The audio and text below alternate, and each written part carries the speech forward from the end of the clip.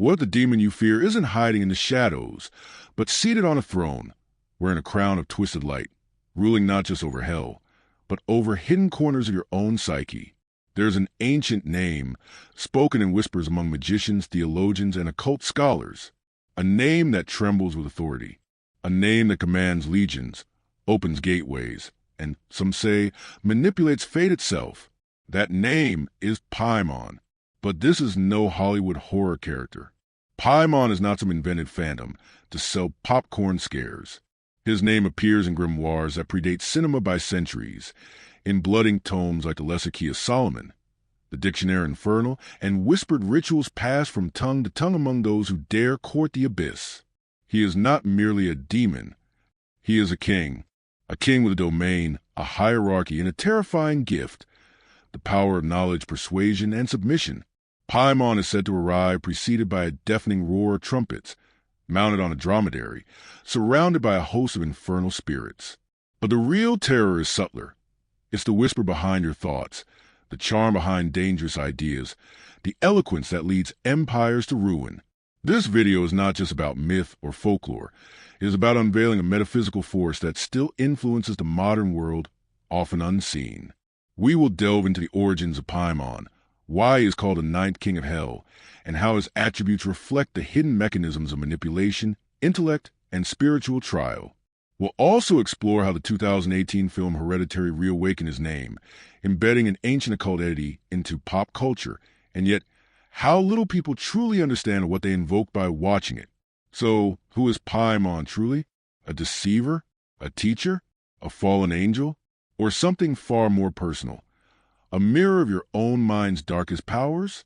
Stay with me, and by the end of this journey, you will not only understand who PAIMON is, but why invoking him, even unknowingly, may already be shaping parts of your life. Long before PAIMON haunted the nightmares of modern cinema, he reigned in the margins of occult manuscripts, grimoire pages blackened with wax stains and whispered odes. To understand PAIMON, we must travel not merely through time, but through layers of metaphysical understanding, from medieval demonology to the mystical psychology of ancient sages. PAIMON first appears prominently in the Lemegidon Clavicular Salomones, more commonly known as the Lesser Key of Solomon. Compiled in the 17th century but based on older Hebrew and Arabic texts, this grimoire is divided into books, the first of which, Ars Goetia, catalog 72 demons allegedly summoned and controlled by King Solomon himself. Among these, PAIMON holds one of the highest positions, a king, commanding over 200 legions of spirits, some angelic, some fallen. But this is not just theological theater. PAIMON represents something deeper, a being associated with knowledge of the hidden arts, philosophy, science, secret languages, and the mysteries of the mind. The magician who dares summon him must not only possess the sacred sigils and words, but be spiritually fortified, because PAIMON, unlike lower spirits, does not come easily and never leaves quietly. He is described as loyal to Lucifer, but not without his own sovereignty. In many traditions, he is ranked as the ninth spirit, yet also named among the four kings who command the cardinal directions. This duality, subordinate yet sovereign, is key to understanding his esoteric significance. In ancient metaphysical frameworks, demons were not caricatures of evil, but personifications of inner forces. The Greeks called them daimons, spiritual intermediaries. They could be guides, tempters, or mirrors. PAIMON, then, might be seen as a daimon of dominion through intellect, the mastery of others through mastery of self. There are also etymological theories. Some scholars believe the name PAIMON may be derived from the Arabic al-Qaim, meaning the one who stands up, a reference to a messianic figure or ruler. Others speculate connections to the ancient Near East, possibly tied to god of knowledge or wind, such as Enlil or Baal. His trumpets, his voice as authority, they are echoes of storm gods, of rulers who move both heaven and earth. In Dictionary Infernal, 1818, PAIMON is again listed among the powerful demons, but depicted with more flourish. A face feminine yet fierce, crowned, bearing a scepter and riding a camel. These symbols are not arbitrary. The camel, a beast that survives in desolation, suggests endurance in spiritual deserts. The crown and scepter represent intellect weaponized, wisdom turned toward domination. And yet, Paimon is also a teacher. He reveals a nature reality to those who dare seek. He answers questions of the past, present, and future. He instructs on the structure of the cosmos and the secrets of the soul. But there is always a price. In esoteric traditions, such spirits are not inherently evil. They are forces. Dangerous, yes. But danger lies in the user, the intention, the unpreparedness of the seeker.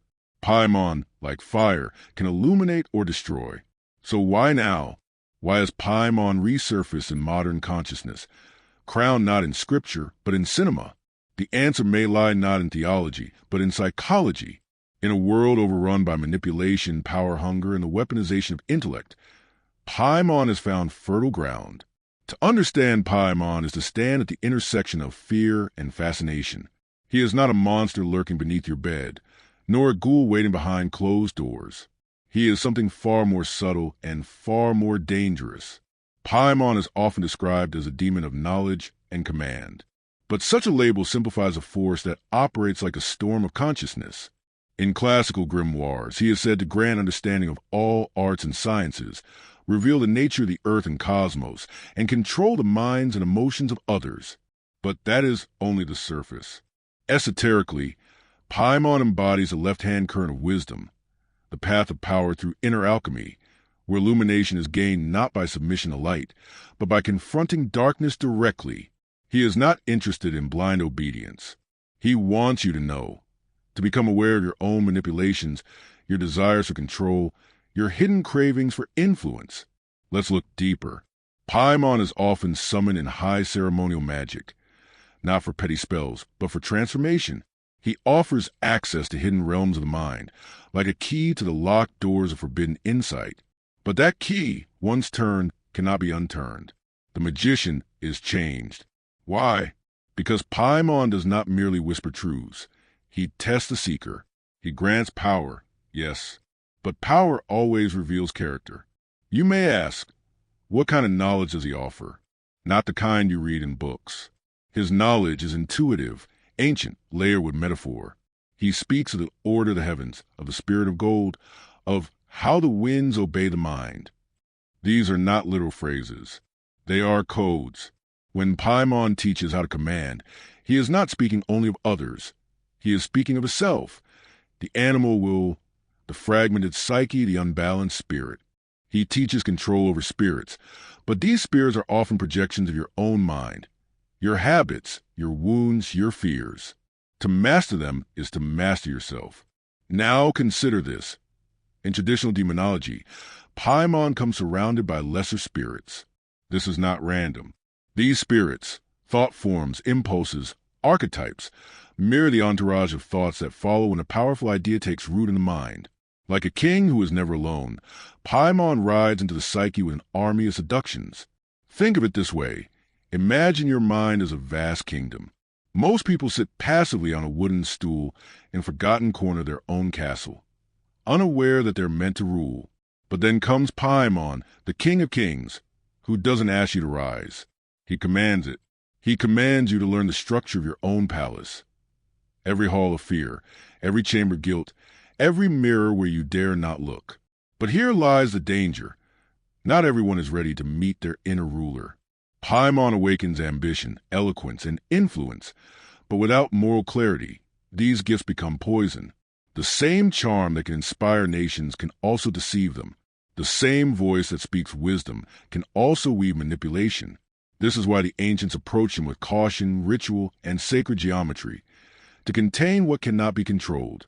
So when people invoke Paimon today, through films, through fascination, through casual curiosity, they are not summoning a character. They are opening a door within themselves, whether they realize it or not. Because Paimon is not just an external entity. He is a symbol, a pattern, an ancient intelligence that reflects the potential of the human mind to shape or shatter reality. Let us now turn the mirror further. In the first part, we explored how Paimon represents a commanding mind, the potential for knowledge, influence, and mastery of the self. But this is only half the story, because Paimon does not give freely. He tests and he takes. In many occult systems, there's a rule that resonates like a divine echo across cultures and eras. As above, so below. Everything in the spiritual world has a reflection in the material. So when Paimon is said to be the king of the West, ruling over legions, heralded by music and incense, these are not just ceremonial aesthetics. They symbolize something deeper: desire, temptation, and seduction of false authority. Paimon's rise in modern consciousness, especially after Hereditary, is no accident. We are living in an era where truth is distorted through charisma, where manipulation often masquerades as wisdom, and where people long to feel powerful in a world that renders them invisible. This is the fertile ground where Paimon thrives. The film Hereditary painted Paimon as a dark force manipulating generations, moving through trauma, bloodlines, and madness. While it took creative liberties, it unearthed a powerful esoteric idea. Entities like Paimon do not just haunt, they inherit. In occult teachings, a spirit may attach itself not only to individuals, but to families, ideas, institutions. It feeds on cycles, especially cycles of silence, pain, and powerlessness. Paimon, in this light, can be seen not as a sudden intruder, but as an inherited archetype, the desire to finally gain control after generations of suffering at any cost. And what is the cost? The loss of soul alignment. When we seek power without purification, when knowledge is used not for healing, but for domination, we create a vacuum where beings like Paimon can dwell. He does not force entry. He is invited by the imbalance between our potential and our practice. In Jungian psychology, this is called the shadow, the unconscious part of ourselves we reject or ignore. When unexamined, the shadow grows. When repressed, it seeks a throne. And when finally acknowledged, it often comes with a roar, the same roar the grimoires describe when Paimon appears. But there is more.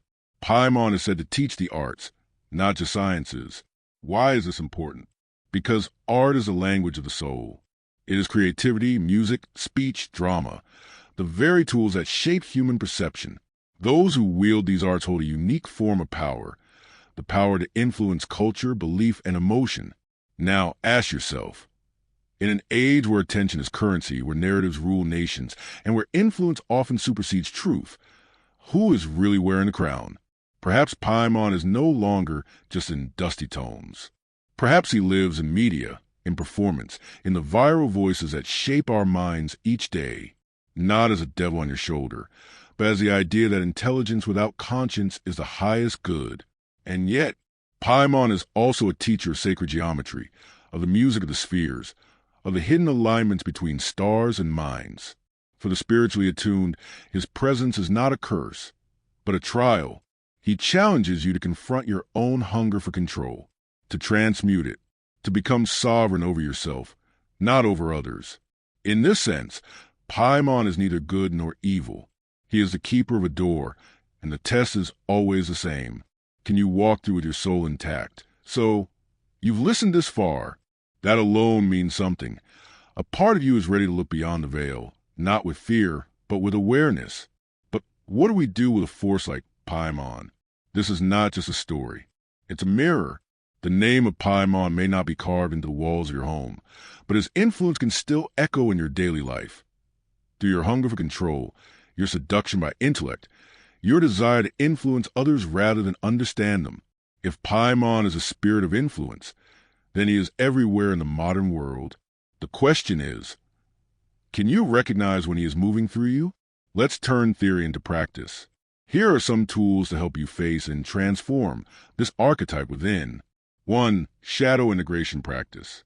Before you ever approach an outer entity, you must know your inner terrain. Each evening, ask yourself, where did I try to control today instead of connect? Where did I manipulate with words, even subtly?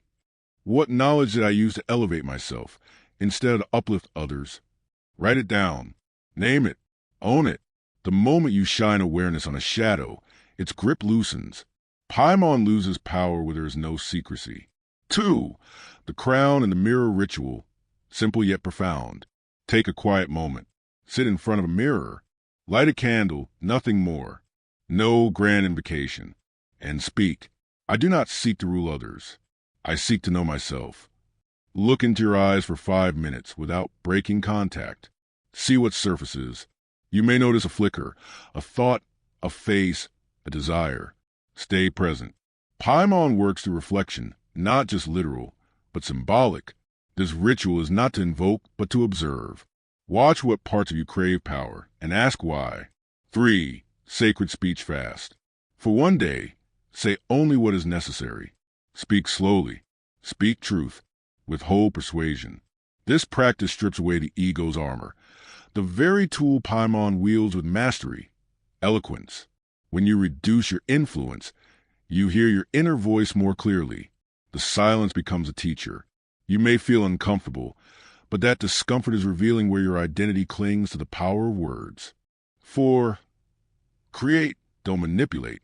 Instead of trying to control others through charisma, express through art. Write, draw, dance, sing. Channel what moves through you, without agenda. Paimon teaches the arts, not so they can control others, but so you can access deeper wisdom. Creativity dissolves ego when done without attachment. Let the expression flow, without needing applause or recognition. 5. Choose your throne wisely. Every day, you choose which part of you rules your kingdom. Is it fear, ego, or higher awareness? Paimon tests your alignment. Power without purity leads to corruption, but power with awareness becomes clarity, service, and stability. It's not wrong to want influence, but influence must serve something higher than the self. Create a sacred phrase, your inner code. For example, my word shall illuminate, not dominate. I speak only what is aligned with truth. Repeat this before entering any high-stakes conversation or interaction. It becomes your psychic shield, not against others, but against your own hidden hunger. These practices won't banish Paimon. That's not the point. The point is to recognize that archetypes like him rise in times of imbalance, both within the world and within the soul. You don't defeat a king by ignoring him. You disempower him by ruling your own kingdom with integrity. Paimon does not offer damnation. He offers a test. And those who pass it walk away not just wiser, but freer in the end. The name Paimon is less about a demon in a dusty book and more about a force within us all. He is the whisper that tells you to speak louder, not listen. The charm that cloaks intention in gold and silk. The crown that feels too heavy because it wasn't earned through truth. We've journeyed through the ancient texts, through symbols and spirits, through mirrors and modern myths. We've seen how Paimon rules not just a kingdom of demons, but a domain within the human mind. The desire to know, to control, to rise without falling into darkness. And now, the question returns to you. What part of you seeks to dominate rather than harmonize? What power do you reach for without checking your foundation? Where in your life does knowledge disguise itself as wisdom? Remember, spiritual growth is not about defeating darkness, but integrating it. The occult, the hidden, becomes sacred when revealed in truth, not when feared in ignorance. So the next time you hear the name Paimon, whether in a film, a ritual, or a flicker of ego in your own voice, don't just recoil in fear or fall into obsession. Pause, listen, and ask, what is he teaching me? Because the most horrifying thing about the ninth king of hell isn't that he exists in a book. It's that he waits for those who crave the crown, but forget the cost. If this journey awakens something in you, a question, a curiosity, a deeper hunger for truth, then subscribe and walk with us through the forgotten corridors of ancient wisdom. Share your insights below. And above all, stay conscious. The real war isn't between good and evil. It's between awareness and sleep. Until next time, rule wisely or be ruled.